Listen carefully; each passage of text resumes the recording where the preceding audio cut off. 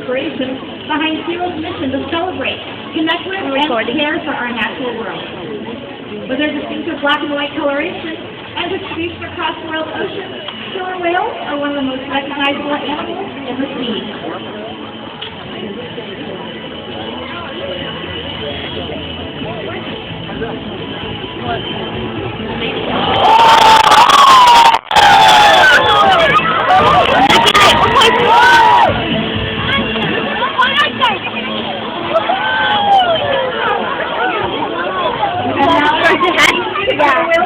Carly. Hello everyone, thank you, Shannon. As Shannon said, we are continually inspired by these incredible and intelligent animals. I've been working at SeaWorld for 14 years, and 9 of them have been right here at Shannon Stadium.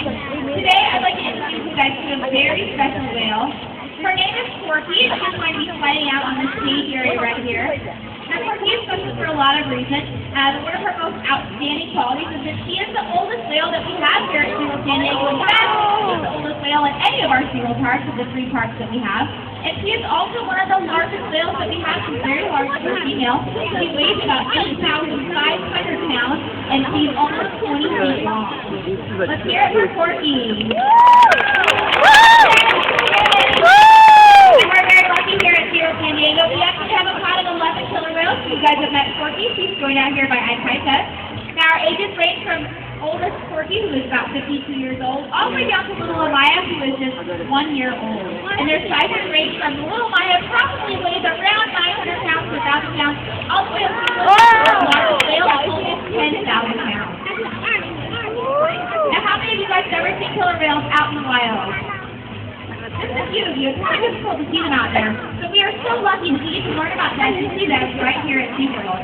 Now, we're going to talk about a few of them. Can you put it back in? Now, as I kind of by the glass, you guys notice that it's kind of difficult to see how big he actually is because of that countershading, that black and white coloration, that helps break up his actual size and shape as he swims in the water.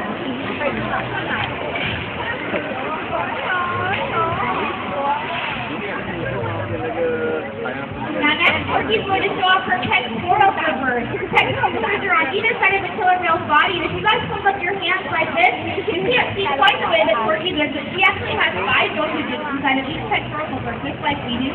They use their pectoral flippers for steering and for dodging while they're swimming through the water, and for waving, of course. Now, as I go by and question those Porky, you notice the difference in their dorsal fin. Killer whales come in all different shapes and sizes. They can be tall, short, be straight, or they can have a bend in them. Now, you'll notice that Ike has a bend in his dorsal fin. This can be caused because of gravity. Killer whales do not have any bones or muscle inside of their dorsal fin. It's a dead connected tissue that's kind of like the cartilage inside of our ears. Now, you'll notice here that Porky's dorsal fin is perfectly straight, and Ike does have a curve. Like I said, some of them are different. Now, we occasionally see curved dorsal fins in the wild and here at SeaWorld. Now, as the whales are swimming by also, you may have noticed that big white patch on either side of their head. This is called a false eye patch. This actually helps camouflage their eyes while they're hunting, and it's a part of that disruptive coloration that we talked about earlier that actually camouflages their actual size and shape. As scientists believe that killer whales can use these eye patches during social interactions and teammate hunting. Now, killer whales are one of the fastest whales in the sea. They can reach to 30 miles per hour. Let's watch.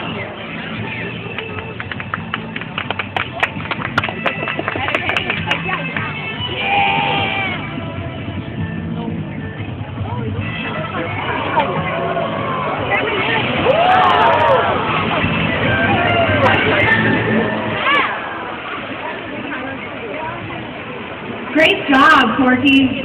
At least 10 different ecotypes, 4 forms of killer whales, swim in the world's oceans.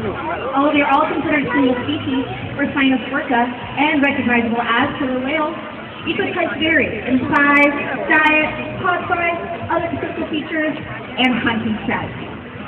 Some killer whales will herd fish into a tight ball, close to the surface, and then using their tail flips, stun their prey.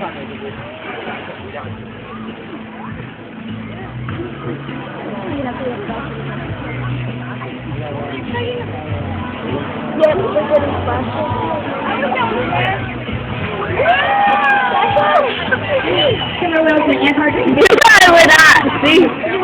too. Yeah, me too. What they'll do is swim quickly side by side to wash those seals off of the float and dive below to for the last second. Killer whales have also been seen flying up on the beaches and sandbars to hunt seals and sea lions.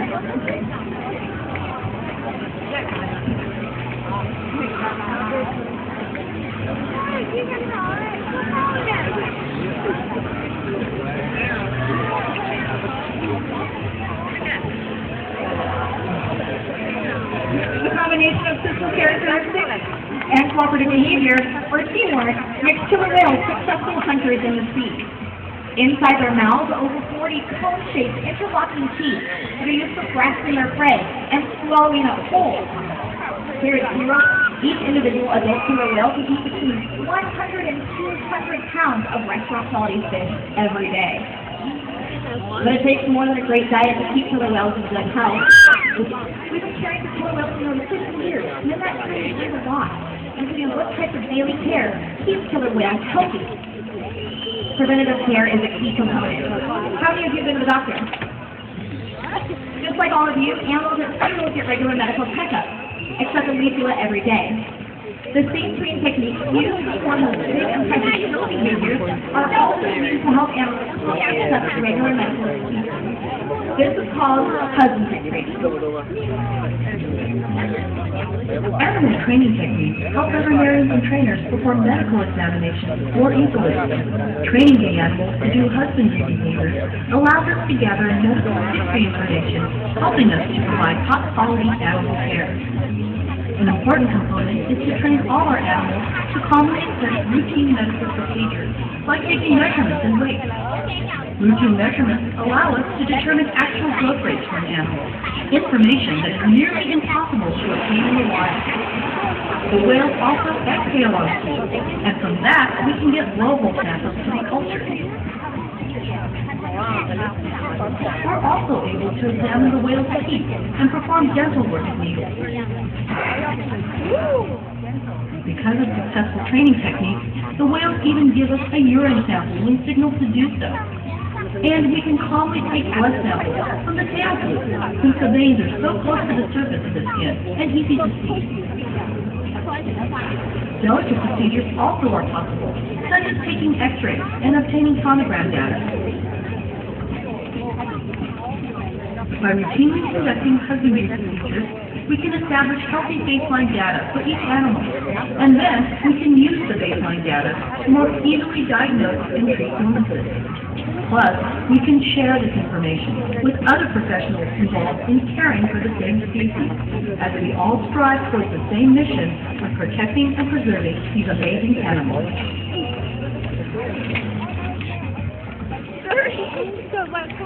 And now here's Carly to explain more.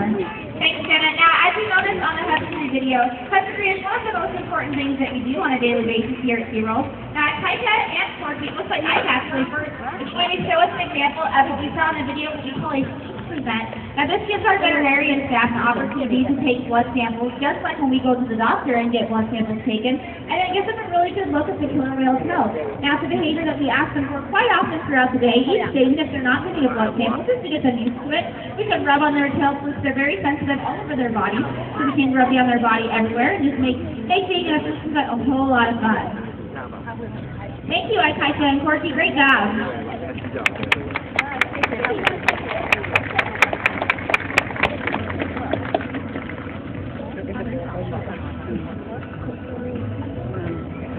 We have learned a great deal about killer whales by caring for them here at our parks and collaborating with scientists on research studies to get much more easily discovered and understood. By caring for animals in our parks, we gain a better understanding of